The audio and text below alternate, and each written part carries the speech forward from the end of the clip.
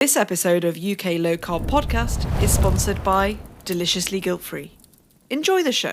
Hi guys, welcome back to another episode of UK Low Carb. And I am so privileged today because I'm talking to another Dan, and that's Dan Wiseman. Now, it's going to be pretty obvious early on that he's the intelligent one and the cool one because he's American. So, you know, he does outshine me a little bit here. You may know him from his Twitter account because he's Steak and Iron. Welcome to UK Low Carb, Dan. Hey, thanks for having me, Dan. Us Dan's got to stick together, you know. Yeah, exactly. We're our own little tribe, aren't we? Yes, we are.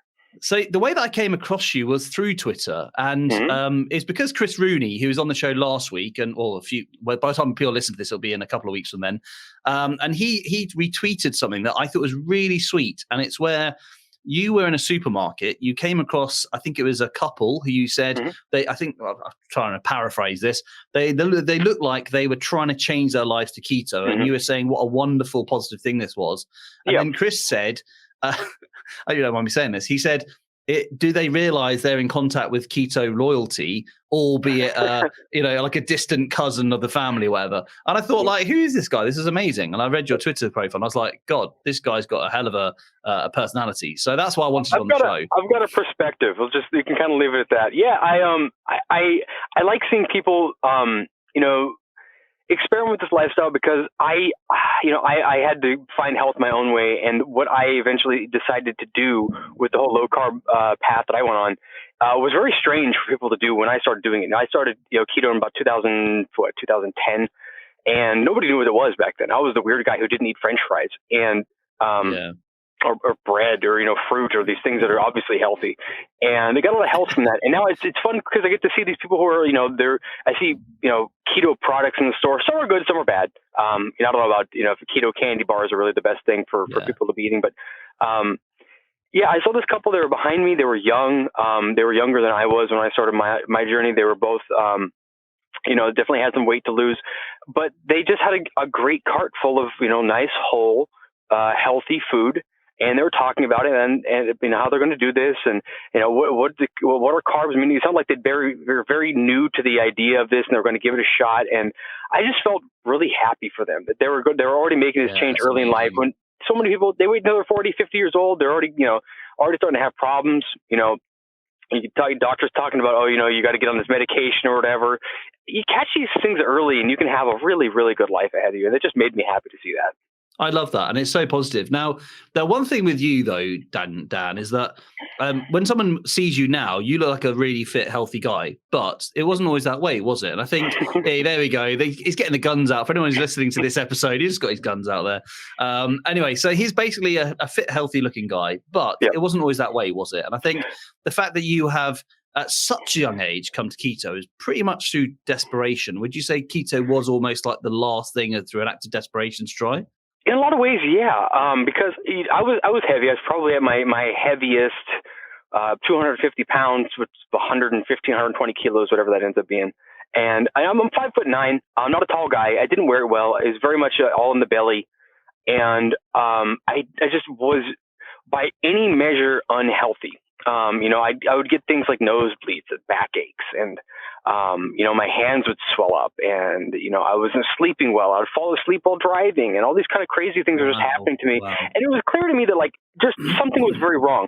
I was getting problems that are not necessarily uncommon as well, but they were happening to me at a much younger age than you would expect them to happen. I'm on blood thinners. I have a clotting mutation. What age are we talking about? Because you're only young now. So what were you when you're suffering from this metabolic condition? So I'm 36 now, and this would have been in my early to mid 20s. And things really kind of fell off for me in terms of this visual physical health in my college years because I just didn't focus on anything other than my work and my studies.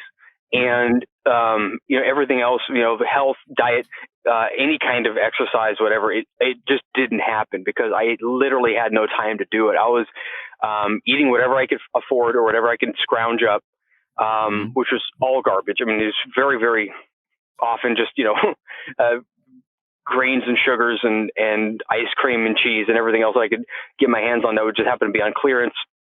Or literally being thrown away. I was getting food from the local coffee shop that was throwing out the breakfast muffins and whatever at the end of the day.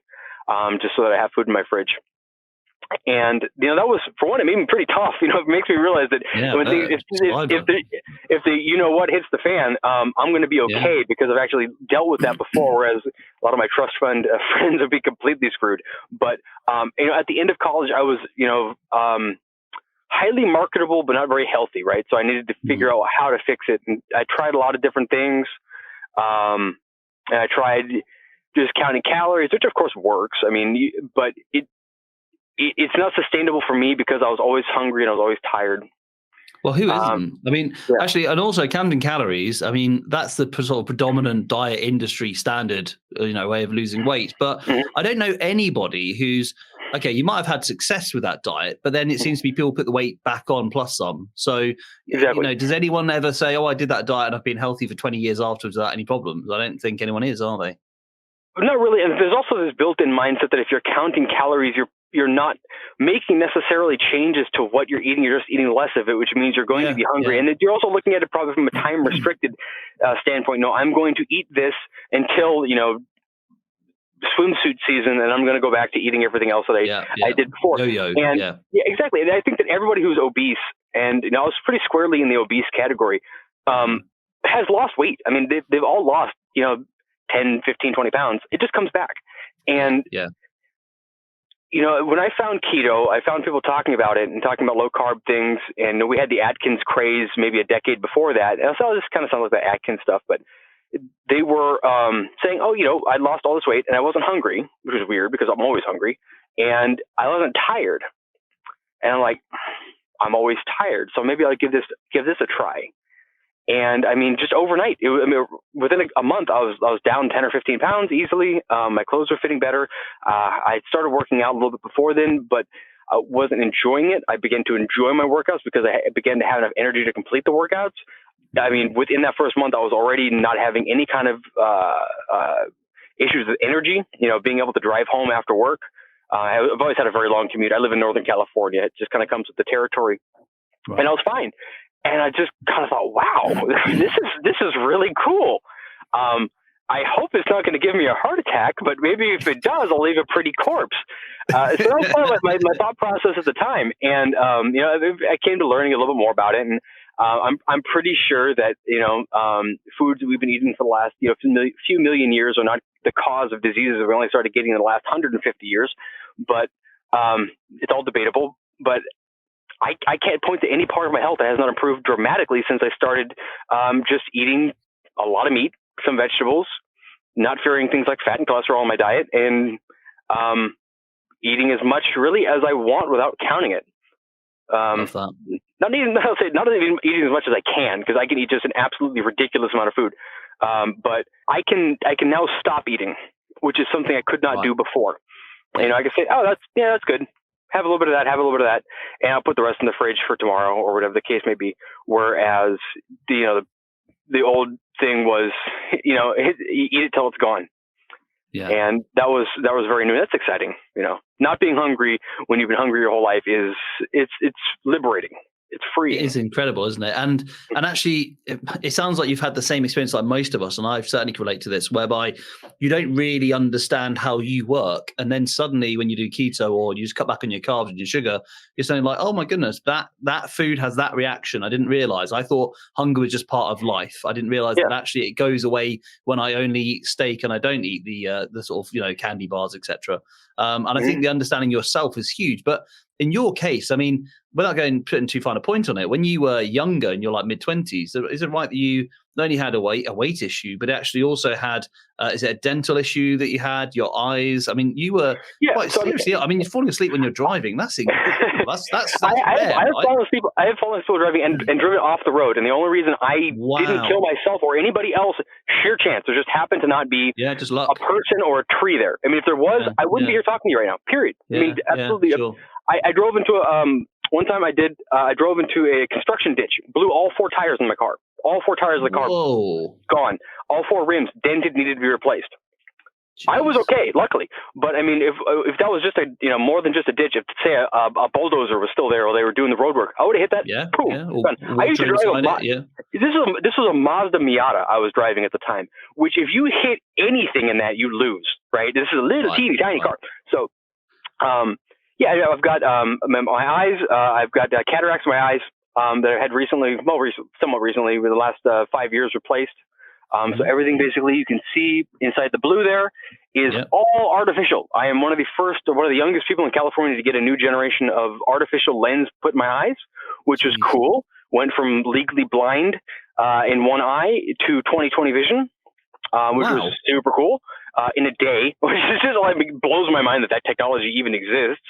And then why did it happen that you lost your eyesight in the first place? It's the food on your fork at the time, right? I have to imagine. When I was talking to my doctor about it, he was looking at it and he's like, what I'm seeing is not uncommon. It's very uncommon with somebody of your age.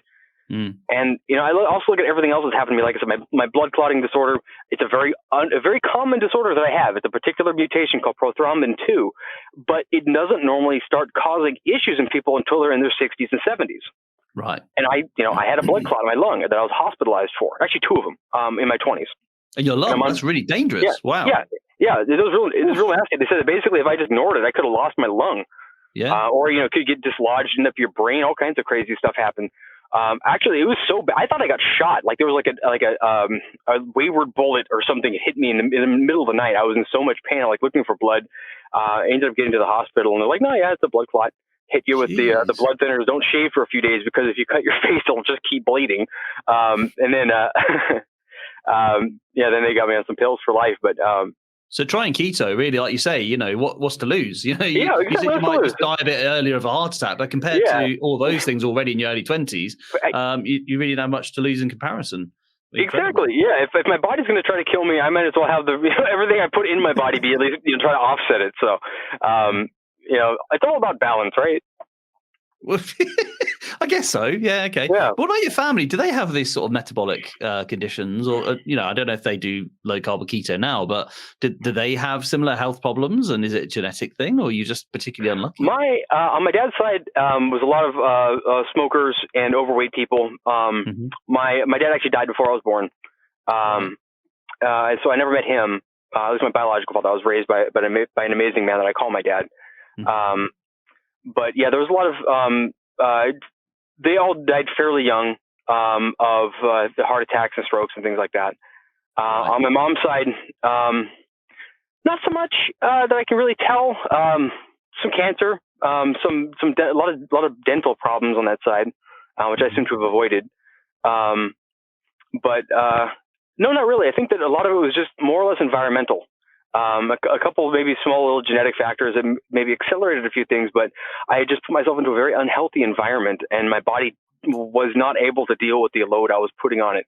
We can also put on top of all that, obviously I was not sleeping. I was, probably not drinking enough water. I was living off of energy drinks and everything just to have who knows what the hell is in those, right? Yeah, definitely. So basically packing myself full of chemicals and not getting any sleep, trying to survive college, and which I did. I came out the other side of it, but lucky you did survive. I mean, it seems like it's hit and miss for a while there, to be fair. Yeah, there's about a 50-50 chance there for a good long while. Yeah, but I came out the other side. I have an amazing life now, and I'm really glad that I found this way to help, because it gave me more energy. It gave me more drive, more focus. It got me into a better job than I had at the time. I got what I believe. The sort of focus and energy to get the amazing wife that I have now, and I have the amazing family that I have now. And I just don't think that I could actually do the things that I do now if I had never achieved the kind of health that I did by switching what I ate. Yeah. Well, in that case, before we go into what you're eating now, and I know there's so much I want to go through with you, so let's get this stuff done early on in the show. But I want to talk just about how you saw yourself, because especially in your early 20s, it's really a period in many people's lives where they're just discovering themselves, and actually, you can be very self-aware in the teenage years into early 20s about how the world sees you.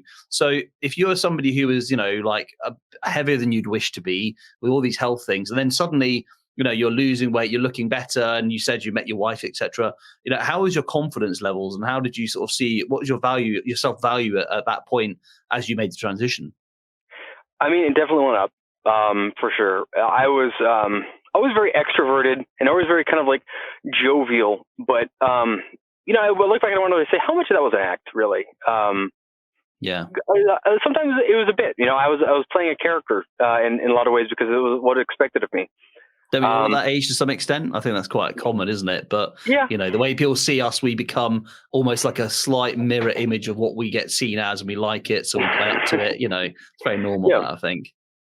Exactly. But I mean, I also developed a lot of social skills and stuff by being a social person. And then when I had, you know, an actual, appearance and energy level that I was happy with and confidence level that I was happy with, I already had these skills. And I love being out with people and meeting people and talking to people.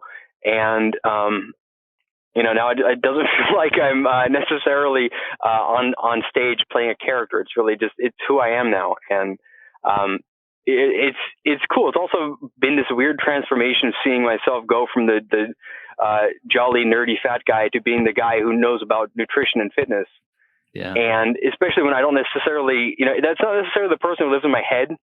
Especially, you know, if I look at like pictures and videos, I go, that's me. You know, even though I haven't looked like, you know, I used to for almost a decade now. I look at photos of myself and I go, that's what I look like, I don't know. That's great. Weird. Yeah, really it makes me wonder if is that ever actually going to like click at any point?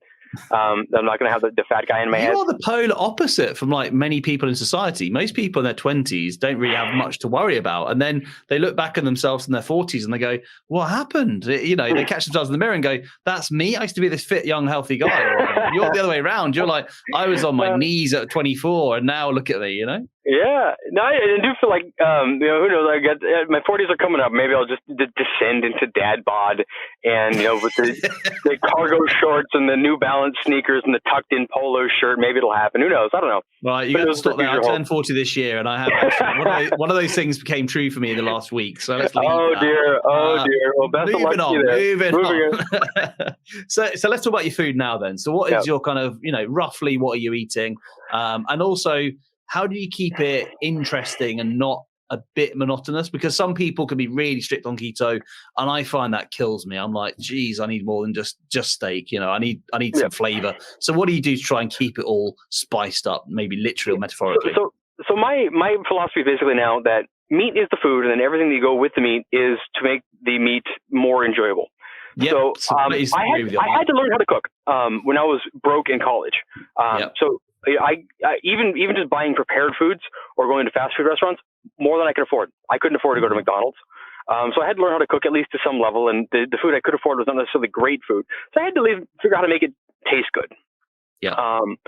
So I had a bunch of cookbooks. I'd go to the thrift stores and I'd buy these cookbooks, and I'd learn to cook different kinds of cuisines from all over the world because I found it interesting.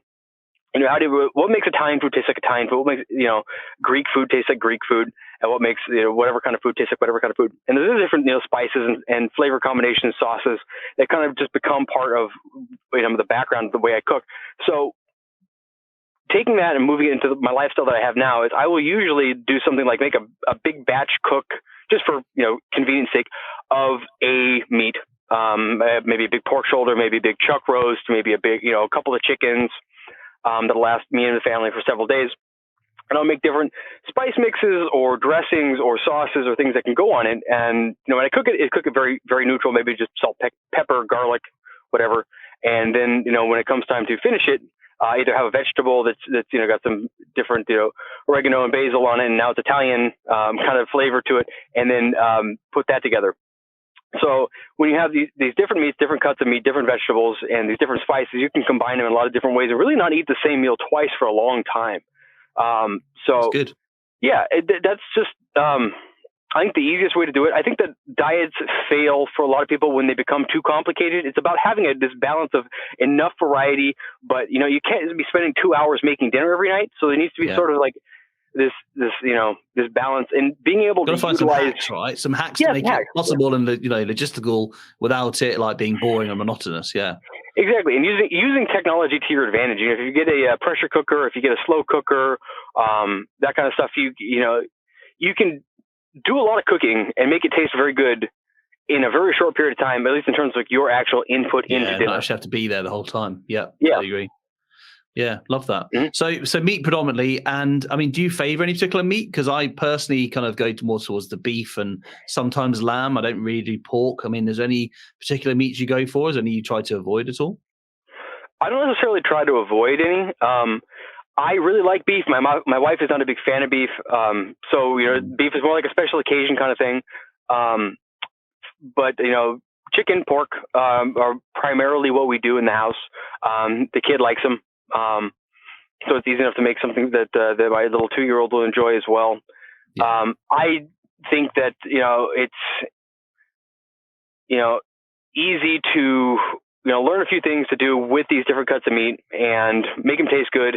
And then you can have these special, fancy steaks or fancy roasts or whatever, special occasions. And I'd like to do more lamb. Lamb is not really as common around here as it is across the pond there, but well, I didn't know that. Okay, it's not as accessible then. It's probably more expensive than I thought. It's quite. If you can find it, it's about as expensive as very, very good beef. And okay, most of the time, the beef will probably just make more sense. But yeah. I've done a couple like leg of lamb roasts and stuff in my day, and I'm a big fan of it. It's good. Yeah. But yeah, I usually buy what's on sale. Buy it in bulk. Butcher it myself. Buy a whole cut of pork or like several whole chickens. Butterfly them myself. And cook them up, and it works out well. Fantastic. Mm-hmm. So I did promise you that this wouldn't just be about your food and all about steak and eggs and whatnot. I really want to pick your brain about some topics. If that's okay. And yeah, sure. Yeah, because you got so much I can learn from you. And there's one thing in particular I want to talk about, and that's the health crisis we're in now. Because I think it's fair to say that when you describe your story, you're not doing anything that unusual compared to many, many people in the world today. I mean, especially younger people, maybe.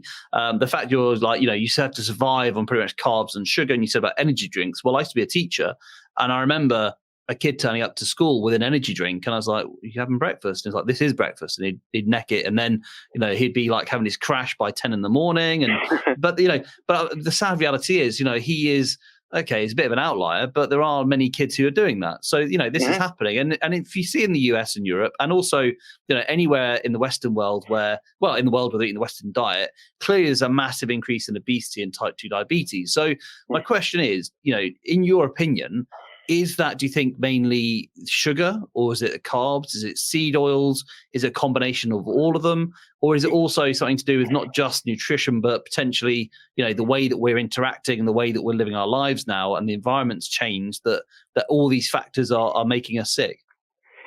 I think it's a sort of a perfect storm of a lot of different things, because you could look at different kinds of studies, and you look at these things where you take people and you lock them in a room and you put a big pile of food of different kinds in front of them, and how do they behave? These buffet effects or whatever. And a couple things will make people eat more. Stress makes people eat more. People are generally more stressed now. Yeah. High palatability food is going to make people eat more. So more sugar, more fat makes people eat more. Low protein makes people eat more, because there's kind of a base level of protein. Oh yeah, of course. I don't think more protein in, don't you? So then your body craves food to get more protein. It makes sense, yeah. Exactly. And, there's the Ted Naiman theory about the protein leverage hypothesis. I don't think it's complete, but I think it's part of the story that, we were eating something like 25% of our calories from protein. Now it's something like 12 to 13%. And it makes sense, because you can make energy from anything. You can make it from sugar, you make it from fat. You really can't make your own protein. So you need to get it somehow. And I don't think bodies are stupid. I mean, we are apex predators. We are the most dangerous thing that this planet has ever produced. And it's made dinosaurs and shit, right? Dinosaurs didn't get together and say, we need to stop killing everything, otherwise it's all going to be gone. We are the people that have to stick together and say, we need to stop, fish in the ocean is completely empty, right? We need to figure this out. So, where was I going with that? We have this environment overall that has created an unusual problem where we've got all these these foods that are hyper palatable, they're low in protein, they're extremely high novelty. There's what's called the buffet effect, where you have all these different foods all at once, and your body doesn't say stop until really you've had a little bit of everything, right? Yeah. And you always have the buffet effect right now, because you have such a tremendous variety of foods available to you at all times. I can go to the supermarket right now. I can go to the supermarket in the middle of December and buy a pineapple for like $3. Kings could not do that stuff.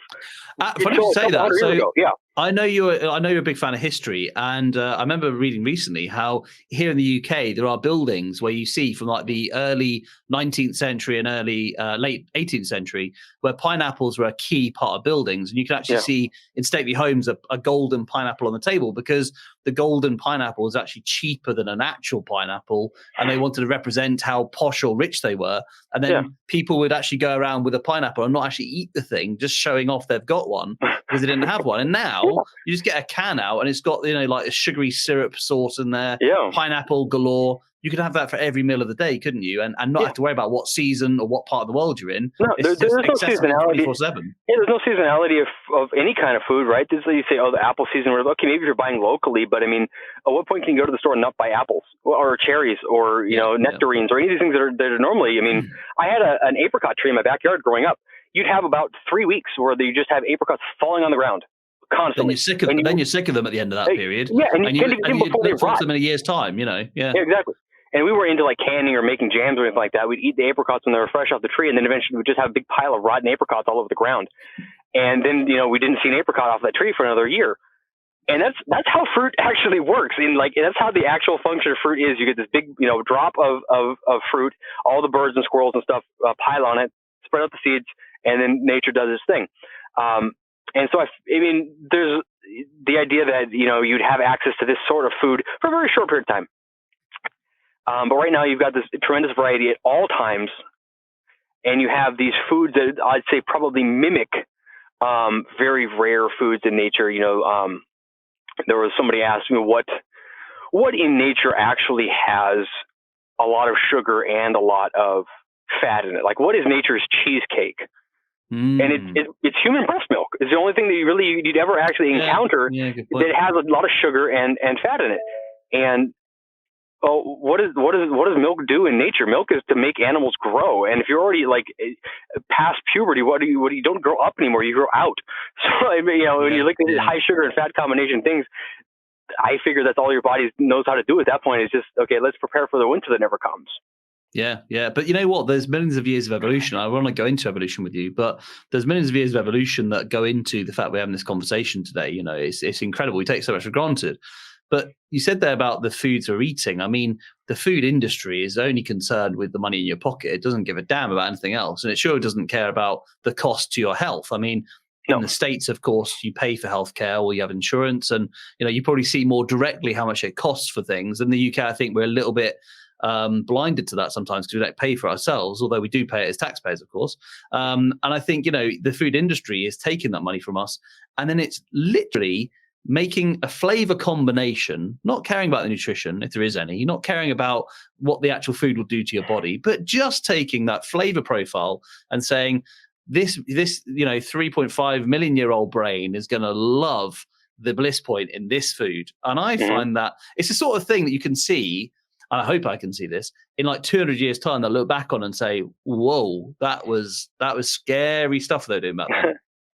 Yeah, and I've seen some things out of if they've got the show Unwrapped or any of those other kind of food shows. I know what you mean. Yeah, looking behind the scenes and how it all functions and works. Yeah, exactly. And you see these people and they're food scientists, and what they do is that literally is their job. Is they're trying to find this particular combination of salts and glutamic acid and acid and spice and fat and everything, and put it into this particular package where your brain doesn't listen to your stomach and which one, okay, we're full, stop eating. It just, those signals are completely disrupted by levels of stimulus that you can't it could not have possibly dealt with, and you need to use sort of your higher mind to say, okay, let's not eat the entire bag of Doritos, right? And I think that it's a trick, and I don't necessarily blame them. You get delicious chips and stuff. And I do consider them to be drugs. They're not nutritious. So if you're putting in your body, it's not nutrition, it's a drug.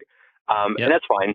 But there's actually a meme I saw a while ago that said, a single Dorito has more nacho cheese goodness than kings would have for their entire life. And I was like, it's a joke, but that's actually true, right? Like, how much nacho cheese deliciousness did, King Henry VIII or whatever have? Probably not that much. Yeah, completely agree. Yeah, it's crazy, isn't it? So in that case, if we're seeing this from the food industry, and of course we know how pharma works too, but we'll leave that for another time. So now the food industry is working. Why is there then this kind of misunderstanding about why people get sick? Now, I don't know what your opinion on this is, but I'll ask you actually, do you think that people are metabolically ill because they're victims of that system, or is it their own responsibility for their own health? Because it seems to be there's an argument to say, you're responsible for what you eat, bad food's out there, don't eat it. Or you could sort of see the other side of the debate saying, well, actually, we're animals, and this thing, like you just said there, has been developed for us to become addicted to, and so we become victims of a system. Or is it somewhere in between? I think that you can trace a lot of this back to the fact that we have post-World War II these tremendous farming subsidies in the United States. And most of the grain that you're eating, even in England, is coming from the United States. Most of the sugar, at least in the form of high fructose corn syrup, is coming from the United States. Because, all the farmers and stuff collapsed post-World War II, and they created all these farm bills to basically make grain for no money at all, and needing to find places to put all this surplus grain after, we stopped feeding a starving post-World War II planet. Well, what do you do with it all? You can't just pull the rug out from underneath all these farmers. So, okay, we've got all this corn. We got more corn than we can feed every cow on the earth. What do we do? Well, we turn it into sugar. Well, the sugar is now free. So we'll just put it in everything. Why does bread need sugar? I saw a pack of sausages at the store. They were 50-gram sausages with 8 grams of sugar per sausage. Think about that. 8 grams per sausage. In a 50-gram sausage. I'm like, why does a sausage use that much damn sugar in it? Yeah, I don't think if you ask somebody to name 10 sweet things, nobody's going to say a sausage anywhere in that list. Yeah. But they pack it in, and you can say, okay, I've got this literally free item that I can put in my food that makes people eat more of it, so I can make more money. I'm going to do it. Yeah. I've got this corn is phenomenally cheap. I can't feed it to cattle. People don't want to eat ears and ears of corn all the time, so let's grind it up, make it into tortilla chips, so we can sell for 99 cents for a bag, the size of your torso. Yeah. So we've got these surpluses of things, and this thing we have this need for delicious things, and we have a desire to get more for our money, and we have these policies that I think no longer have any place, that nobody wants to be the bad guy and pull the plug on. Yeah. There's what they call a ratchet effect. Whenever you put a law in place, it kind of only goes in one direction. You can do a little bit more. It never really comes back the other direction. And it's a tricky thing, because how do you fix that? You've got millions of people who are dependent on these industries now that are basically killing us. So people need to the groundswell needs to come from from the bottom up, right? You need to have all these people who get educated on food and make the decision for themselves to say, you know what, I'm just not going to eat that anymore. Yeah. Okay, so you got all these chips on the shelf. That's fine. I walk by the chips every day. I don't buy them. And I would like to talk to people and say, you know what, I stopped buying those chips, and it did me a lot of good, honestly. And honestly, I'm saving money than when I was stacking all the time, because I have like 1, maybe 2 big meals a day. I buy everything in bulk, and I cook it all myself in ways that I found are very quick to cook. And maybe you could give it a try. Yeah. I don't think there's going to be anything you can do besides just get people to make these decisions and try it for themselves, experiment on themselves, and see what happens. And we see things like Primal Foods and Chosen Foods or Primal Kitchen and these other companies that come out and they're making these high quality, expensive, admittedly, goods, sauces and marinades and dressings and everything else out of high quality ingredients, and they're doing very, very well for it. I mean, Primal Kitchen got sold to General Mills or something because they're just making money hand over fist. Wow. And the market is there. People want to get healthy. People look at themselves and they realize something is wrong. What can I change? Yeah. But there's 2 factors there. So I actually run my own food business as well, keto food business, but it's food cakes and things that I was making myself for my kids and for my family. And so, I want to do that for other people. But I think the interesting thing is that people's taste becomes dulled because the food they eat is so sweet. I mean, I know you know about food, but one of the sweetest things we could have eaten was probably a root vegetable in the past, like go back a few hundred years. And now you can have the most sweet sugar whenever you like and put it on every single meal in forms of syrup. But secondly, in terms of price, that's also a bit of a hard thing because you can move over to better ingredient products, but actually people have now become, okay, I know some people are hard up and they find hard times. I completely understand that. But equally, many people have seen in the marketplace that food is fairly cheap, although that's become the norm. And so changing is seen as expensive to them. And I think that's part of the problem. You can educate people, but this change is so huge. And those two factors to say, maybe what you're going to be eating in the future is going to be a little bit less sweet, but that's okay. You're going to get used to that. And secondly, you might have to put more money out there to get the proper food you need. And that's a tricky conversation to have with anyone, isn't it? It is, but there's also this perception of what healthy food looks like, right? If you ask somebody, like, what's healthy? Well, they're going to say fruits and vegetables. Well, you know what? Per calorie, fruits and vegetables are phenomenally expensive, right? You'd need to eat bushels of them to get enough nutrition for a day, and that's going to cost like hundreds and hundreds of dollars. True. It's going to add up real quick. But if we talk about, for example, the sort of diet that I would generally eat, I've done like shopping lists for people. For, you say I want 2,000 calories or so a day, 150 grams of protein per day, $20. I can do that. You can go to the store. You can buy things like chicken leg quarters and eggs and canned corned beef, or these tough cuts of meat, oxtail or brisket. And if you learn how to cook these things, cook like poor people used to cook, you can make some really, really good meals.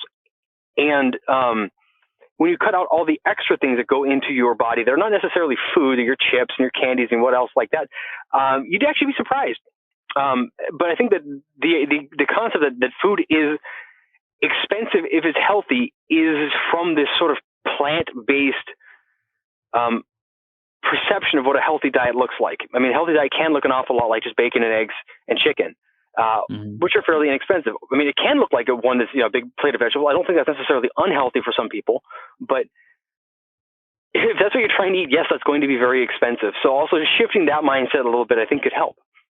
Yeah. There was one of the low carb doctors, I forget his name, might have been Ted Damon's got a patient who's literally homeless and cooks more or less by choice, but I mean, just as like a vagabond kind of guy, and cooks on a gas stove in the woods, bacon, eggs, and ground beef. Wow. Yeah. So it's affordable to that person. Yeah. Yeah. Exactly. It's what he can do. And there's always something I think that you could probably cut out in your life to make room for your own health, because you're going to pay for it eventually later. That's the thing, isn't it? It's the long-term cost is way more expensive, but people don't necessarily feel that when they're hungry now. Yeah. And I think also the key thing as well, and I find this all the time with people, and I think people just have to experience it for themselves. I realize now that you can't tell people this, they have to feel it, but hunger is very conditional to what you're eating. So, people are like, I can't fast, or I can't eat, I couldn't skip a breakfast, for instance. I'd be starving hungry. I've got to keep snacking. And when you're like, yeah, but if you experienced it, you'd realize you're not hungry. And I've not eaten, it's now like, 3:30 in the afternoon where I am. I've not eaten since yesterday evening. I feel no hunger whatsoever because, I'm just fat adapted now and I'm used to that. And so you do save your money that way too, because you're eating far less frequently than you would be grazing all day long on those Doritos, whatever it is you're eating.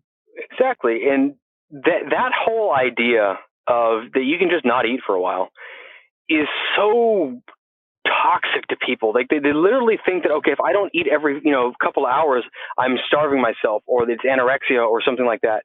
Yeah. And it's like, no, that's if you refuse to eat when you're hungry. That's a very, very different thing. Yeah. And also to remove this perception of, you're supposed to eat and you're supposed to feel hunger, all the time. Just as an experiment one time, I was in business. I did some international travel. I was in Switzerland. And I decided on the trip home, the day before my trip, my plane flight, I just wouldn't eat. Going a 24-hour fast for me is no big deal. I just did 24 hours, and I'd get on the plane, and I'd come home, and I'd arrive at home because of the time swap pretty late at night, then I'd go to bed. And all in all, it ended up being a 72-hour fast. It's actually really good for jet lag, I've heard. It's the circadian rhythm where people change their eating, right? So they get jet lag, and they change their eating habits, which makes jet lag way worse, doesn't it? So, yeah. Makes sense, yeah. Yeah, so just to see if I could do it. If I got hungry, I could always grab something in the airport. But after I go past about the say 18-hour mark, it's like, it's like I could eat, but isn't it? Yeah, they'd come around. Do you want any pretzels? No. Do you want any peanuts? No, I'm good. And actually, on that trip, the waitress or the stewardess came around and asked me if I was okay because I kept refusing food. Like if I was airsick or something, like, no, I'm fine. Thank you. You're very sweet, but no, thank you. It normally is not eating. Isn't that weird? Yeah. But I went 72 hours. I was fine. I woke up the next day and just had a regular, meal at about noon, at the close of the 72 hours. And it was, I don't do long fasts like that very often. I just kind of wanted to see if I could, because I've done like 24 hours and stuff, a number of times in the past. And when you tell somebody, hey, you can go 3 days without eating and you're fine, just get some water and salt, they're looking at you like you're insane. Right? You go 3 days without eating? That was like the old joke. I remember, this homeless person comes up to this woman in Beverly Hills and says, "Oh, I haven't eaten 3 days." And she goes, "I wish I had your willpower." Yeah. But willpower sucks. I have none. That's why I do. That's why for one. That's why I got fat in the first place. That's why I do what I do, because I can't just white knuckle my way through these things. I have to make it just comfortable, and it needs to be as low effort and comfortable as possible. And this is the best way I have found to be in shape, feel healthy with very little effort. I mean, with almost no effort at all. I don't track anything. I don't spend a whole lot of time cooking. I don't have to spend a whole lot of time planning. If I do spend a lot of time cooking, it's for like some elaborate celebration meal because I enjoy doing it, not because it's a chore. I work out every so often. I'm not like, people assume that I work out obsessively, and I don't. So it just that's exactly how it should be. But what I find interesting, you are, if you don't mind me saying, a liberated person by the sounds of it. You've made the environment, your food choices have now become your habits. Your habits are comfortable ones, which you're then living a healthy lifestyle. That's exactly the way that I think everyone I think should be entitled to have as well. But it's interesting, isn't it? Because I don't know. I find the philosophy behind our nations interesting, because I don't know if it's the Protestant ethos or something, but we definitely have a good versus evil mentality. And we are all too easy, and I say us, I mean people in our countries, to say, a guy has got a weight issue, a girl's got a weight issue. There's a moral thing there of gluttony and greed, and it's a moral dimension. And I find it fascinating how actually, because I know you said about, like, for instance, India and its diabetes versus obesity rate, there's an assumption in the Western world that you put weight on, then the diabetes follows, and it's all punishment for your weight gain because you're greedy and you're feckless. And actually, why can't the world realize, and I hope it is coming around to this, that actually metabolic syndrome is the very heart of all of these different symptoms that come off it. And then when you start saying, well, why do we have metabolic syndrome? It's because actually we are animals who are being manipulated by the food industry, who have got really bad non-food around us all the time, and really appalling habits which have grown up probably from the food industry and the last 150 years. So it's that moral dimension I find incredible. And I don't, go on. What I was going to say is that I think we need to start treating obesity in the same way that we treat other substance abuse problems. I think that one thing I really like about the UK and a lot of Europe is that they're very progressive in terms of their drug control policies. Portugal, you can basically have any drug you want and you're not going to be punished for it. And most people with their levels gone down, right? Haven't they? Exactly. I think that that's a great argument for legalization of essentially everything that you can put in your body. But when you look at somebody who's obese, they don't. It's not like you're looking with, hey, you're 400 pounds, you need to eat less. You think that that's news to them? They can't. They're addicts. Yeah. And if you got maybe 20, 30 pounds to lose, it's like, okay, maybe you just cut back a little bit. You're fine. But if you're so obese that you're having trouble getting in and out of your car, you recognize it's a problem, and you know what you need to do to fix it, and you can't. And that's an addiction problem. People could argue back and forth if, does food addiction exist? And it's like, have you ever talked to an obese person in your life? They sit down. I remember reading the story about this guy. He sat down and he ate a whole pizza, and he made a second pizza, and he ate the second pizza, and he made a third pizza, ate the third pizza. And people were like, why didn't you just stop after the first pizza? And he said, I couldn't.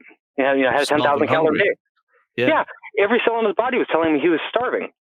Or at least, his cells were starving. That's why. Yeah, that's probably a big part of it too. But we need to start saying, okay, these people they're not gluttons. Why do people get addicted to food? And maybe also as importantly, why don't some people get addicted to food? Why are some people just fine? I can have a couple of drinks and I'm fine, but I know people who can't, and have either chosen not to, or their lives are completely ruined because they just simply cannot give up alcohol. It happens. Why? What's going on is different in my brain than what's going on in their brains or their bodies. Well, they have identified a lot of things about, the response to alcohol that alcoholics have that non-alcoholics don't have. They have drugs that can treat it. and they're working on some drugs, I think, that are treating obesity and treating appetite and food addiction, at least on some level. But I don't think that it's widely acknowledged enough that this is an addiction problem. But the question I have, though, is that purposely done like that, do you think? I mean, the cynic in me thinks, well, the smoking gun, if it does come from big food, for instance, well, there might be vested interest to say, let's ignore that and say it's your fault as the individual. Mm-hmm. Or is it because of a mindset that people just think that way and they don't really see it as an addiction problem? Is there a cynical dimension or an ignorance one? There's this, let's say, cultural background of the sin of gluttony, right? Mm-hmm. And the big fat king with the big feast and just shoveling food into his face because he can, because of the decadence of it all. Yeah, and the power. The decadence and the power. And I do because I can, because it feels good. Yeah. And you can't, and I can, so we're different. There's that as well, isn't there? Of course. Exactly. It's like this opulence of living in a giant mansion, having cakes and roast goose or whatever the hell kings ate, and that's how it was. And you as the common person emulating that level of power is disgusting, and you must stop. And I think that mindset still persists. You still have a lot of people who do a lot of the fat shaming and stuff, and I don't really necessarily like that. I'd like to see people. I don't like people glorifying obesity and health problems, where you have kind of the ultimate blowback of that saying, "Oh, I'm 400 pounds and I'm happy and I'm healthy." And no, you're not. But on the other side, you do have the people saying, "Oh, you're disgusting." I don't think that's helpful or appropriate either.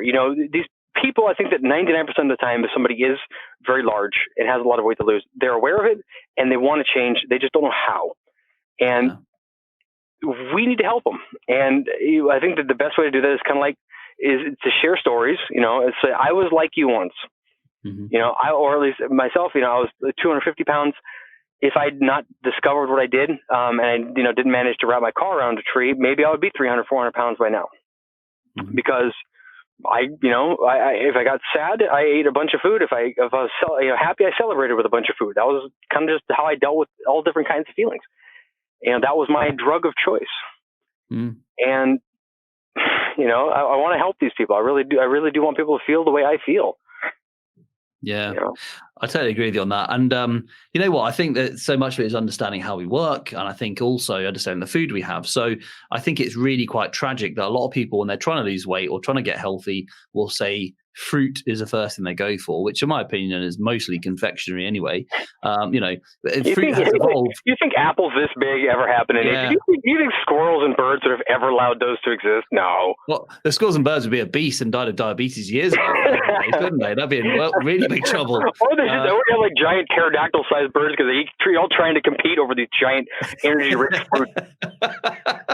I think that's a good point. Yeah. Maybe that's what's going to happen to Earth in like another few hundred years or whatever. This is where we're all going to go. Is the humans are going to die out, and then these fruit trees are going to breed these gigantic pterodactyl birds that then end up ruining the world. Rip each other to pieces to go get the fruit. After the nuclear wars and everything, the birds are going to take over. You heard it here first, everyone. Yeah, you heard it here. Yeah, that's heard it here. But but the fruit has evolved to be eaten. So in evolution, fruit is there to be consumed, to be digested. However, that doesn't mean we've evolved to eat fruit. That's a very different thing, isn't it? And I find this idea that fruit's a healthy thing for you. Like I grew up in a household where we didn't eat much fruit. And I had a girlfriend at university who came over to us to stay. And she was like, "Where's your fruit bowl?" And I was like, "Oh, we never had it really." And she's like, "Why?" And I said, "Well, my mum just doesn't buy it." And I asked my mum, like, "Why don't we have fruit? We're the weirdos in the first street without the fruit." And I just realized, she was like, "It's really full of sugar. I'm not eating that rubbish." And I was like, "But it's really healthy, Mum. You've got to eat fruit, otherwise you'll die or something." But it's actually natural sugar, right? Yeah, natural sugar. Natural exactly. sugar, like natural tobacco, Yeah. And I just thought to myself, like, when I've learned more and I realized that actually, fruit is, the apple. Do you know the evolution of the apple? And like, there was a single tree in Kazakhstan that is the mother of all modern apples, and that eventually spread throughout all of Europe and got brought over to the New World. And a lot of people think that Johnny Appleseed. Do you guys know about Johnny Appleseed? Is that strictly an American thing? No, what's that then? Tell me. Okay, Johnny Appleseed was a folk character who actually existed. He was a real guy who went all over the United States as sort of this traveler and whatever, and he planted apple seeds. Wow. And through a lot of the fruit orchards and whatever can trace their along the East Coast can trace their origins back to him. Funny thing was, he wasn't planting red delicious apples or Macintosh apples. He was planting crab apples to make alcohol. Wow, very different. That's the part they leave out of the story to tell the kids. That's the moral bit that they don't like. They don't like that. Yeah, they didn't really like that bit. Protestant in us goes, oh no, I don't like that. Yeah, no. But apples are interesting too, because I look at I look at my childhood, right? There was three apples, right? There was the red one, the yellow one, and the green one. And only like one of them was any good, right? The green ones were the good ones, and then the yellow ones were kind of okay, and the red ones were mushy and gross. Yeah. Totally agree. And now I can go to the store and there's like 100 different apples. And every time I go back, I see a different apple that I've never heard of before. And there's people that like have these artisanal apples and these, what you call like legacy apples or, what's the word I'm looking for? I don't do apples, to be fair. I'm not the expert on apples. But ribeye, sirloin, I could do steak, no problem. Yeah, and they're this big, and they're pink, and they're shiny, and they're amazing, and they're 600 calories of sugar, very little fiber. You bite right through them, they're juicy and amazing.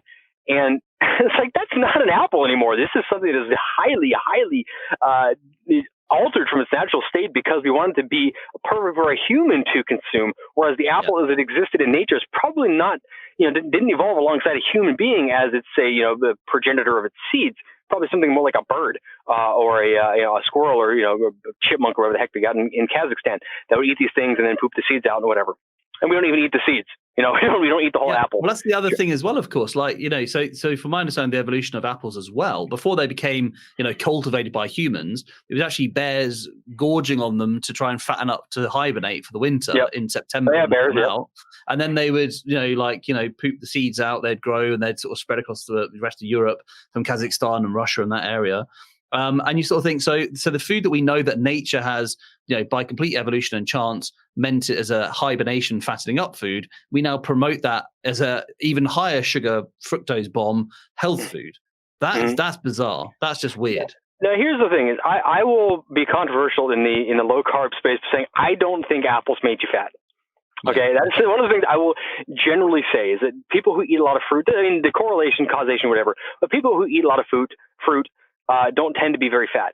But what I have found is that fruit makes me hungry. And I have said that I believe hunger is what makes you fat. Love that. And you can eat, an apple and it's like, okay, the apple's not going to make you fat, but it's a trigger, though, isn't it? Exactly. So I'm going to eat an apple, and then an hour later I'm going to have, a box of Oreos, or I'm going to have an apple, but I'm also going to have a half a jar of peanut butter with it. And, because an apple is not going to be satisfying for a long period of time. And that, I think, is the key, is don't eat foods that make you hungry. There's even low carb compliant foods that I've just found make me hungry. And so I've started to cut back on those or eliminate those for really short periods of time. If I want to, say, drop some, holiday weight, or if I take a little break and bloat up a little bit, I'll say, okay, I got to cut back to the basics, and I'll cut out even the low carb, carnivore or whatever friendly foods. And I say, I'll just cut those up for a while. And I find that, my desire to eat drops to a very low level, and I don't get that sort of, the trigger to eat everything that isn't nailed down. That's also part of self-experimentation, is like, try these things and see what they actually do for you. Because I've also heard the other side, people who are like strict carnivore and they'll introduce some fruit and find out that actually they like it, or it does work well for them, or maybe it helps with digestion, or maybe it gives them extra energy for a workout or that kind of thing. It's like, okay, yeah, great it worked for you. It didn't work for me, but that's cool. Do what you got to do. You're incredibly mature, Dan. I mean, the keto. You are so wrong. You have no idea how much I'm dialing it back on this particular show. Just because, I know I'm gonna go across the pond. You sound like, a professor. You sound like you're narrating a nature documentary or something. So I got to put on my good guy hat. Covers up a lot of ignorance. Believe me, it does. I'm the accent saving my ass right now, but not that I saw on the show. But I just want to say though, the keto police love to bring people down. There's nothing more annoying than going onto a Facebook group where someone says, "Is this keto?" No, I'm not annoyed by them, by the way. I think that's a completely reasonable question. And then somebody will write something really quite degrading or rude back to them. And you think, come on, let's help each other here, please, people. And if someone, I just think what you said there is so true, and that's why it is mature. If somebody says something and it's about their own experience, their own life, what works for them, then that's fine. Like, great for them. You know, it doesn't affect me; it affects them. Yeah. So if it works for them, Yeah. but I don't understand this sometimes tribalism, and I'm going to come on to veganism in a minute. This tribalism of like, you're right or I'm right and you're wrong, and you know, what are you thinking? You're not in ketosis, and I think it's bizarre how we've gone with some people are like that, aren't they? And they, especially maybe with social media, they express themselves in that way. There are so many people who have made a diet a substitute for a personality, and it drives me nuts. It's like, oh my god, or religion. Yeah, exactly. You know, I remember like especially when carnivore was having its like big day. You know, Sean Baker, or whatever, he goes on Joe Rogan, and you know, everyone's like, oh, this guy only eats meat and he's shredded, and he's getting on the Concept 2 rowing machine, and almost folding the damn thing in half. Okay, this is pretty cool. And then so carnivore blew up, and it became a big thing. That's like a lot of time when I tried like the strict carnivore, and that worked pretty good for me. But you know, people are like, "Oh, you got pepper on your steak? That's a plant. You're not a carnivore." Shut the hell up! I mean, you drink a coffee. How could you call yourself a carnivore? Yeah, it's coffee. Oh, you know. And I remember somebody like it was Paul Saladino or something was. I'm calling you out, Paul. Was saying he would go to KetoCon, and he threatened to slap somebody's coffee out of their hand. I'm like, Paul, you slap coffee out of my hand, I'm slapping your face off your head. This is my coffee. Which is carnivore, but it's getting a slap still. Yeah, exactly. But it drives me nuts. Like people. I've tried giving up coffee and bringing it back. Coffee works well for what it does for me. You know, life does not seem to be as good as if I have coffee in it. No big deal. Yeah. You know, I've given up all plants, and that to me just becomes a little bit more boring. I like a little bit more variety. There are certain plants that I tolerate very well. Your cruciferous vegetables, asparagus, whatever. I like them. I enjoy them. I cook them usually very well. I usually like, you know, for digestion reasons, I try to cook them, you know, a little bit beyond al dente. But I enjoy them. I eat them, you know, but I still don't consider them necessarily part of the food. But yeah, this tribalism is something that it drives me nuts. It's like, just stop. You can't say that what you're doing is even the best possible thing for yourself. All you can say is that it worked pretty good up to this point. And who knows? Yeah. You might have some kind of hormonal shift happen. There's a lot of people that say, "Oh, you know, I did keto or whatever when I was at 30, and it worked great. And now I'm 45, and I tried it, and it's doing, it's not working as good in the way that I was doing it before. You know, they were doing very high protein or very high fat or whatever, and they have to shift something.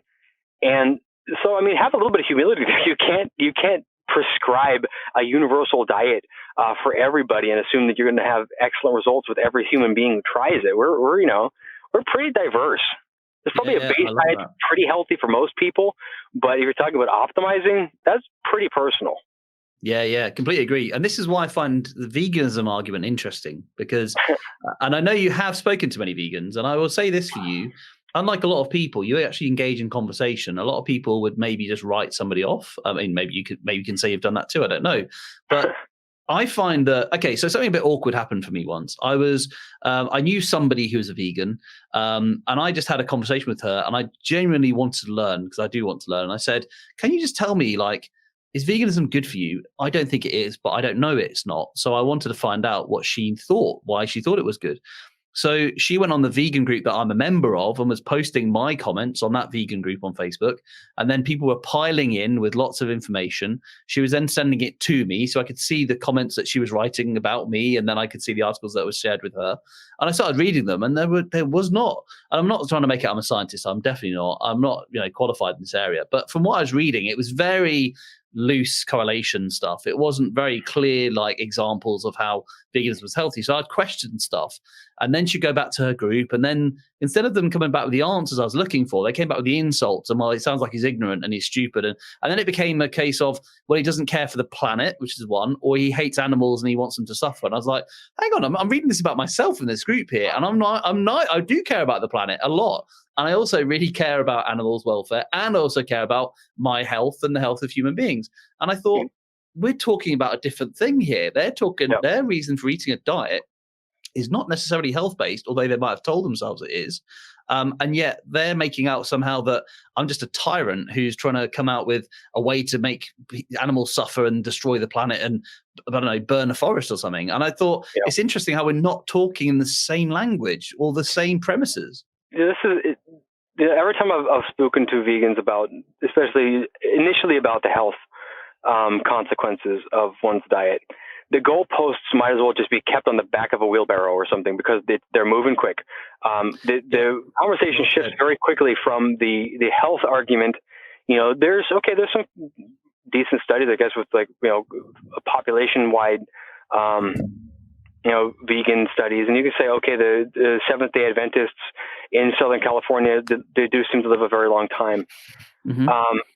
But we actually talk about why that is. We don't really know that. We can look at these mouse models. I mean, I was talking to a guy who was a medical student. Well, this was a while ago now, where he's like, here's heme iron in causing colon cancer.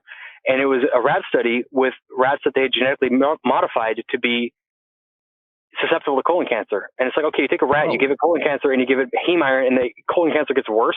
Okay, what conclusion could you possibly draw from that? What link to me does that have then? Yeah.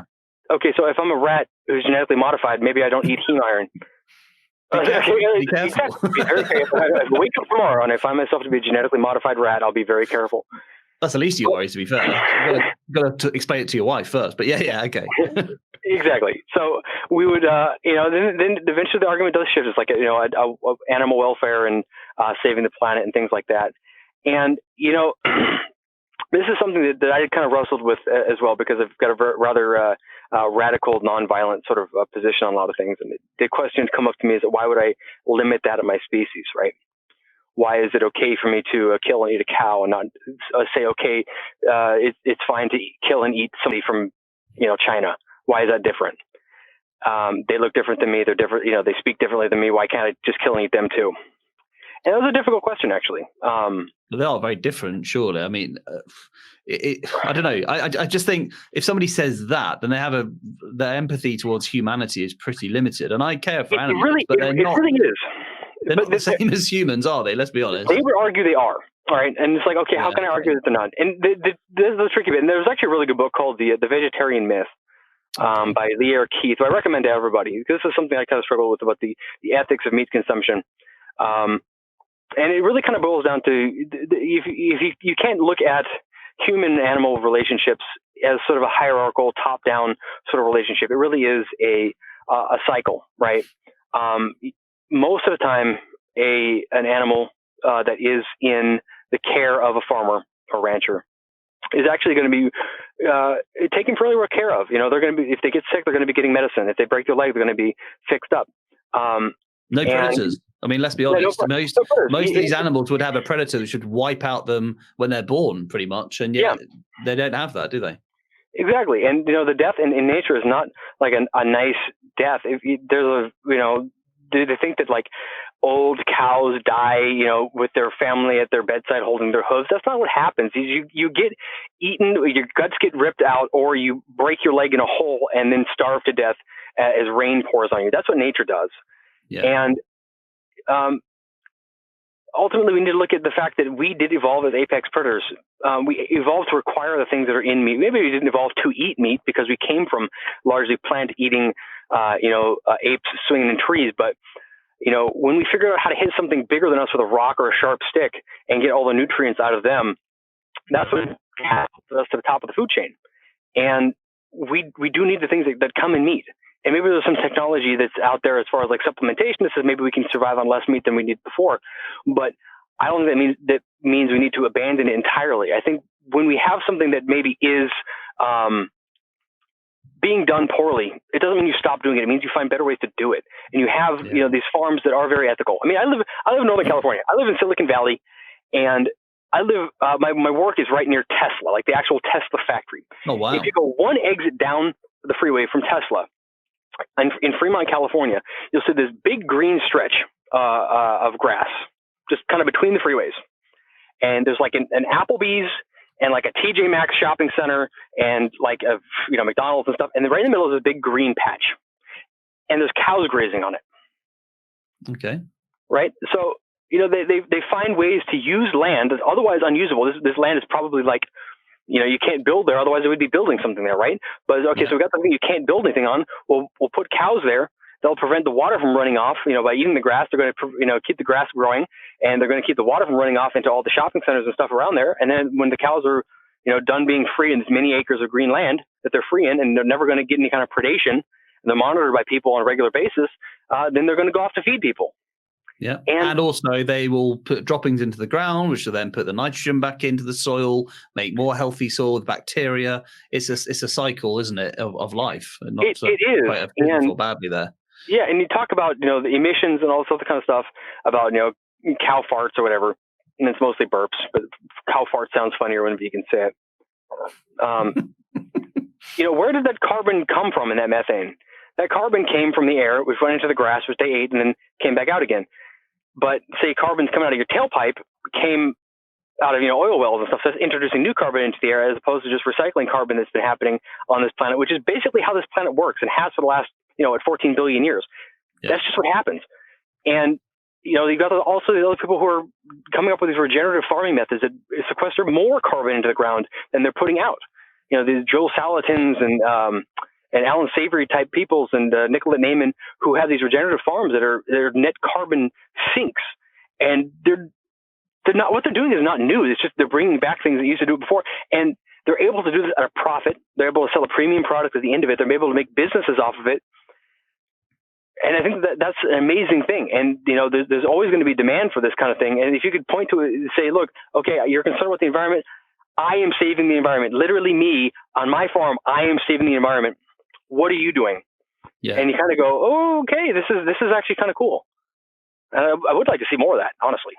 Yeah, and you've hit the nail on the head there, because it seems, it beggars belief to me that people think, okay, you can be a different type of vegan. I'm not saying this is atypical, but there are a lot of people like this who are eating avocados flown in from South America and Mexico and places to Europe. And that's somehow more sustainable than eating your ribeye that's been grown in the fields from a few blocks down the road from you in the field somewhere.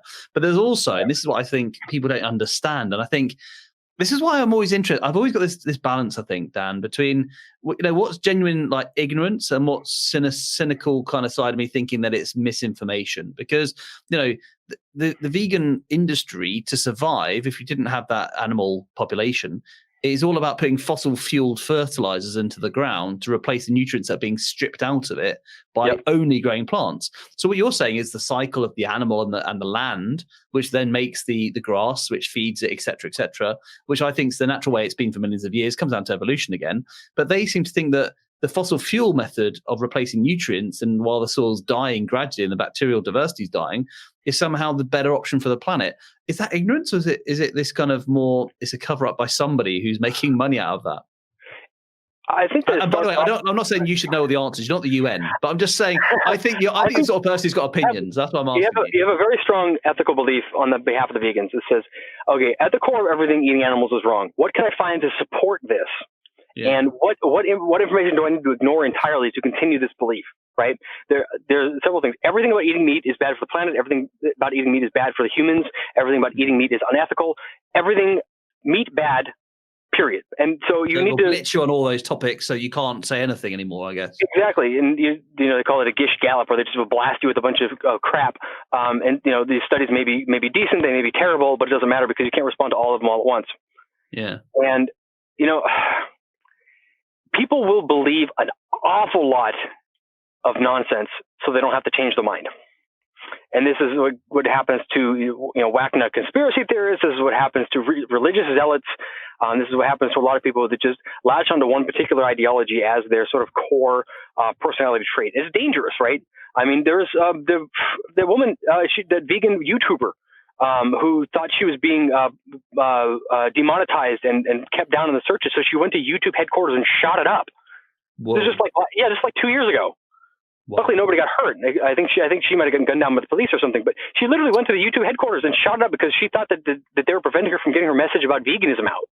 And this is a dangerous. You take these people who have maybe a strong sort of sense of ethics, and they want to save the world, and they want to be the good person, and you have. Yeah, so you have these ideologies they latch onto, and then you have at the same time these food companies who have now seen this new market, right? Of they used to have like, okay, low fat's a big thing. Oh, low fat. Now we're going to come out with all these low fat products and get all these people who want to do low fat. Okay, low fat's dead. Okay. Mm-hmm. Plant-based, vegan, saving the world, saving the universe, saving, being ethical, being more healthy, meatless Mondays, whatever. We're going to get that market. So we're going to take all these vegans and we're going to promote them. And we're going to, take these James Cameron types who, owns a vegan protein company, and we're going to have him make these nonsense movies like the Game Changers and whatever. And we're going to promote them on Netflix, the biggest, video streaming service in the world. And then we're going to make more money from that. So I think that you start off with an ideology, and you get some big names and some big money behind it. And the companies see this market, and they will bolster it so that they can make their own money. And it's a cycle that feeds into itself. At least that's kind of how I see it from somebody outside of that. Yeah, well, I love that. I think that you've hit the nail on the head. I think you're starting from a point. I'm going to talk about politics and political philosophy in a second, if I may. But I think you and I both start from a point that most people start from a place of goodwill. That most people have honest intentions, probably, and they want the best. But actually, how they see themselves can be the distortion that causes the problem. But equally, there are people that can then monetize that and abuse it. So I think you're right with the cycle there. So can I ask you about your anarchist ideas and beliefs? Because one of the things we had a conversation on Twitter about was the fact that I want to know more about anarchy, and I don't. Sure. I'm not an anarchist myself. I think I describe myself as a. Well, I love that. Yeah. It depends how convincing you are, I guess. I guess I'm a democratic socialist who's more okay. That term itself could be debated a little bit. I guess that's more like a social democrat in most of our countries compared to what socialism has come from. But certainly democracy is part of that. And I guess my view of the state is that I see it as a net good. It's very poor in the way it works is quite appalling. And sometimes the powers the state has is damaging to the individual. Of course, I believe that. But I still see it as a net good in the way that it's a system and a vehicle to bring about change.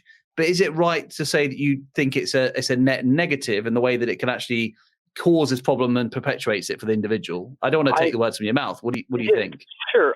That is largely kind of my position on a lot of, we're talking about it on a mechanical level, right? I do think that state is a net drag on the economy. And I'll give you an example. Okay.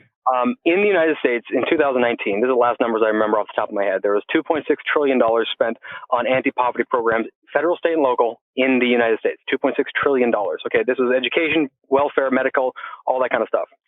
1/5 of the United States lives under the poverty line. It's about 60 million people, right? Mm-hmm. What's 2.6 over 60 million people? You're actually asking, sorry. Yeah, I didn't write down the number, sorry. It's like $50,000. So $50,000 for every man, woman, and child living below the poverty line. Wow. Cut them a check. That's $200,000 for a family of four. If you just if you just didn't take that money, or just cut them a check, cut out all the red tape. You take money from one group, cut everybody else a check. 60 million people all get $50,000 in the mail every year. There's no more poverty. Period. Done. Everything else is just getting lost in. This isn't the whole. This is only programs to help the poor. We're not talking about defense. We're not talking about Social Security. No, strictly speaking, to help the poor. And so I view that as a drag. And I see that this $2.6 trillion that could be used to start businesses and get people employed and develop skills. I look at the bad things that the state has done. Let's just look at, for example, Walmart. Okay, what's the worst thing Walmart has done? They don't pay their people very much. They fire you for very little reasons. What's the worst thing the United States has done? We got nuclear bombs on Nagasaki and Hiroshima. So they bombed civilians. So they infected a bunch of black people in the South with syphilis just to see what would happen. They conducted experiments on people with mind control drugs and MK Ultra, which has been declassified and is no longer like a nut job conspiracy theory anymore. Yeah. They've had the worst food policy that's affected health around the whole world, killing millions and making money into servitude of ill health. Yeah. So when I look at anarchy, is not the absence of rules, it is the absence of rulers. And when you have an absence of rulers, you have an absence of a class that is exempt from the consequences of their actions. You can look at every basic major world leader in the last, 50 years and say, at some point during their term of rule, they committed a heinous war crime. None of them are in jail. None of them. Obama, bombed Somalia and Ethiopia without any kind of permission from Congress. You've got George Bush and Jr. doing all kinds of stuff in the Middle East. You've got, Reagan putting all his stuff and all his deals with the Balkans and in Russia and all the different wars out in where the hell he did. I'm not a major historian. I don't have it all at the top of my head right now. But you can point to all these crimes. I mean, objective crimes. You can see enumerated on many websites. None of them are in jail because being an elected official means basically that you don't have to follow your own rules. And that, I think, is a very dangerous thing. One thing that I can say about history that I know that seems to pan out over and over and over again is that while I personally believe people are generally good, when people are exempt from the consequences of their actions, they tend to make choices that are bad for society overall. Well, that's the Milgram effect you described there. Do you know the Milgram effect experiments in psychology? Milford?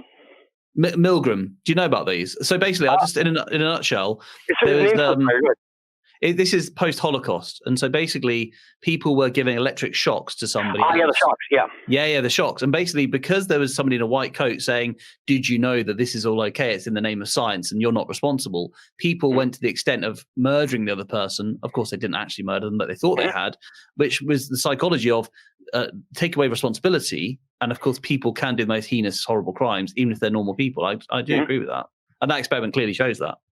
Yeah, and you've got a lot of these people talk about corporations and whatnot, but I mean that's actually a legal protection status granted by the government when people act shitty. At the top of corporations, I mean nobody punishes them directly. Maybe they fine the company writes a check for $50 million. But I was just reading something about in the 1800s there was a wheat shortage in England, and so the bakers were baking the bread with whatever they could find to bolster the flour. Put like chalk and stuff in the bread. Yeah. And, things with arsenic and stuff, and just whatever they dug out of the ground, people getting sick, people dying. And, I mean, do you know what happened when these bakers got found out? They didn't go, like, file a grievance and hopefully take it to an arbitration court and, talk to the prime minister about it. They kicked the door in, and they bashed the baker's head into the ground. Oof. Wow. They were not held, because they had to be held responsible for their actions, for poisoning people. Right. Yeah. And okay, that's a little bit of an extreme example. I understand that. But the fact of the matter is that we have a lot of systems that are in place right now, especially when you're very, very wealthy. We are isolated from consequences. And that is dangerous, especially because we're also very wealthy and powerful. You can affect the lives of a lot of people in a very direct way while you remain behind, your glass pane and don't have to worry about anything actually happening to you. And that leads to people doing things that maybe they don't even see themselves as a villain. Maybe they see themselves as a savior. And if something bad happens to somebody, well, that's just all in the name of progress or whatever the case may be. And that's scary to me. That's interesting. So, because I was thinking this about you, I thought, well, because I've stood for Parliament 3 times now, so I didn't tell you that before because I didn't know what you're going to say about it. So you might see me as part of that system, but I'm not. I'm just a guy who thought I'll chance my hand and go for it. They didn't vote for me, by the way, so don't worry. They rejected me squarely. But I kind of see the state and the system as the apparatus to for any citizen, you, me, anybody, to have access to get elected into to make change. But it sounds like you're saying that the individual could be corrupted by that because the system itself is flawed, whatever government you have. Is that what you mean? I do. And, are there good people working in government? I think there are. I live in Northern California. I think that in San Francisco and in Oakland and Berkeley, in Alameda, in this area, we have some very idealistic people who are trying to do some very, very good things. But let's say you are an elected official. You do something that you think is the best thing to do. It gets written into law. It ends up being the wrong thing. It's already written into law. And that's tricky. I also think that when you have this, this ability to affect the lives of a lot of people, it's going to tend to attract people who like power. And that is definitely true. Yeah, that's worrying, isn't it? Yeah, people talk about different politicians, greasing the palms of all their friends and their buddies' companies, and they're writing like regulations and things to help particular industries over others because they have friends or family or are personally involved in these things. This is something that Trump got accused of a lot, and I'm not going to talk about Trump much, but we have people who definitely use the system to their own advantage, and they're attracted to this sort of thing. And it's like, okay, if you could have a government, a powerful government full of angels, yeah, sure, that's great, but you're not going to. And I think if you're going to have a mixed society of good and bad people, the bad people are going to want to be the people at the top. Yeah. And that makes, that's a very tricky problem to solve. And, limiting the abuses of government power has kind of been one of the core problems that say Western political philosophy has been trying to solve forever. And it never has solved, has it? Let's be fair. You think, your country is very interesting to me because in some ways, as a brand new modern political concept, they really tried checks and balances and scrutiny and everything. And actually, you still get Nixon, you still get Trump, you still get these, leaders. You go, wow, that's not what the founding fathers planned in the first place. Maybe they did. Here's the tricky bit, right? And this is we're gonna veer off course here a little bit. I know, but I love this. I knew I'd love this conversation. I hope you do too. But I'm learning a lot here. There's a kind of a fringe libertarian ideology that I don't necessarily prescribe to, but I think it makes some good points, called Hoppianism. Oh yeah, I mean Hopkins, not Hopkins, the guy about brutal, savage, and short life. Is that what you mean? I'm talking about Hans Hermann Hoppe. Oh, sorry, I'm completely going down the wrong track. Sorry, Hobbes. I was thinking of course. Yeah, yep. Thomas Hobbes. Okay. Hoppe is, in my opinion, a jackass. He gets a lot of stuff wrong. He's a bit of a xenophobe. But I'm going to be very clear. I am not talking about Hoppe as a person. I'm talking about this particular idea. And one of his ideas was that democracy in and of itself is a bad idea, because if you vote for your own tyranny, you are less likely to be opposed to it, right? If you vote in some guy who you say, well, he's my guy, and he's doing, maybe he's over there. Pardon language, but he's over there. Maybe he's bombing all those people. I don't really necessarily think he's bombing, but he's doing this one thing that I think is great, and he's my guy. I'm not going to, take torches to the street. And I didn't do anything to elect this king. Well, the guillotine comes out, right? But if it's my elected official and they say, oh, well, it was a fair election and or whatever, and it's my guy, well, we'll just wait till the next cycle and hopefully the next guy will be better or whatever. And it's like, I don't know. I look at the system as it exists now, and I look at the evils that are being conducted by officials, and people that are dying, people that have their lives made far more difficult or destroyed because of policies. And I look at the system we got either allowed this to happen or explicitly, brought it about on purpose. So maybe it's not so great. Is it that we're implementing it imperfectly? Well, maybe. I mean, we're all imperfect people, right? So if the idea was that the system only works if everybody's perfect, it's not a very good system, right? So I guess that's kind of where I sit on that one. Okay, so the actual, and I appreciate time is tight now, but so it's almost like the system that you think we have is the corrupting force that does not work with humanity where we are and our evolution. But in that case, can I just ask, and let's bring this back to low carb and keto and food generally then, and nutrition. So what do you think would be a better solution, and how would a different political system bring about a healthier society, a healthier population? Okay, so if we just totally, scorched earth, burned it all down and started from scratch, I think we would need to have a completely market-based solution to both healthcare and to food. Okay. And some people might say it's pretty radical, but if you look at back before we had government control of healthcare, about a week's wages was enough. All people needed to afford healthcare for a year. And, food cost what it cost. People would generally pay a little bit more for food, as part of their budget. Now, they didn't have to buy cell phones or whatever. But if we actually saw what it costs to grow corn and what it costs to grow sugar and what it costs to make beef, and if I was able to have a very clear understanding of what things actually cost and had the right competition between different suppliers of healthcare and of food and so forth over without barriers to that business, I think we'd come up with clever solutions that me as just some guy would not be able to come up with. I mean, we've got silly laws here, like you can't sell health insurance over state lines. Why not? It's all the same country. Okay. But I can't sell insurance from Nevada to California. So everybody that's already in the state doing business basically has, what's the word, a plurocracy? Yeah. Not monopoly, but there's like a small number of people that have the business. And I mean, there's a lot of people, I suppose. Yeah, something like that. So you've got you got 350 million people, at least in the United States. You got 7 billion people in the world. And I think that if you let all 7 billion minds work towards the problem that each individual mind thinks is the most important problem to solve right now, you've come up with some really clever stuff. I mean, you weren't concerned about what was going to be your next cell phone to buy in 1990, right? Because nobody's even come up with it yet. But the whole industry, spring up to solve these problems. And I think the best way to foster that is to get out of the way. And let people solve their own problems in their own families and their own communities, because people are smart. And if you give them the ability to do that, I think more often than not, it works out pretty good.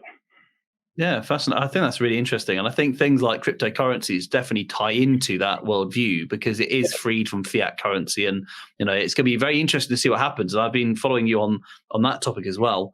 Yeah.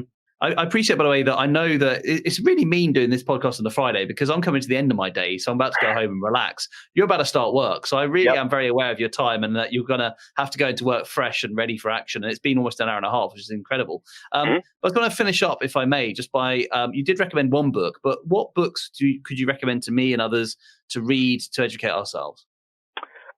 Well, I mean, probably the first book I read on the low carb way of doing things was just Keto Clarity by Jamie Moore. It's a nice, simple book written for laymen, well sourced. It's a good book. It's it's pretty old now. A lot of new science has come out. I'm not sure if he's got a newer edition out than the one I've read, but I think it's a good place to start. I like some of the keto cookbooks, the Maria Emmerich cookbooks. A lot of people can become very bored with their food, and Maria Emmerich does some great cookbooks to help people come up with good ideas for delicious food. And unlike a lot of the other, keto cookbooks I have come across, her recipes actually work and aren't terrible. A lot of stuff, like, oh, you make this, keto, loaf of brownie or whatever, and it's terrible. It doesn't work at all. But her stuff always works. I guess if you want to get into philosophy, there's anything by Murray Rothbard. I don't recommend reading Hans Hermann Hoppe. I think he's a jackass, but just because he makes some good points. I recommend Free to Choose by Milton Friedman, and some good stuff about how markets help solve problems. I've read that book, actually. Yeah. It's a good one. It's a good one. I don't agree with Milton Friedman, but this is a debate for another time. But there's so much we can talk about. Right. He was right. He was also wrong about a lot of things, in my opinion. But he was. Well, yeah, like all of us, right? I mean, that's the thing as well. Like, it's good to say, like you made the point earlier on. Like, here's my guy at what you should actually say yes in this regard, but that way he didn't understand because of this reason or whatever. Yeah. Like Hayek or whatever. You can all go back to their period in history and say, well, they're seeing it from their point of view, and actually we realised from this event that didn't work like that. So, yeah, good point. And in terms of Twitter, sorry, you're at Steak and Iron, right? So they can also engage with you on there. Yeah. Yep. I love the chat.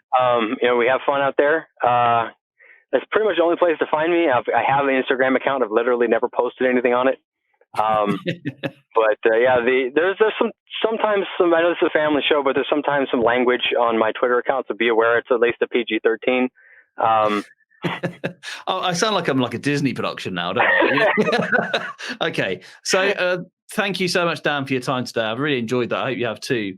And I think we've covered so many different topics I just thought would be good to get into. And there's plenty more to talk about. So please come back one day if you're interested in that. That'd be great for me. I would love to. I would absolutely love to. And have a great day at work today and enjoy your weekend when it comes, okay? You as well. Thank you, Dan. Cheers. Bye. Bye-bye.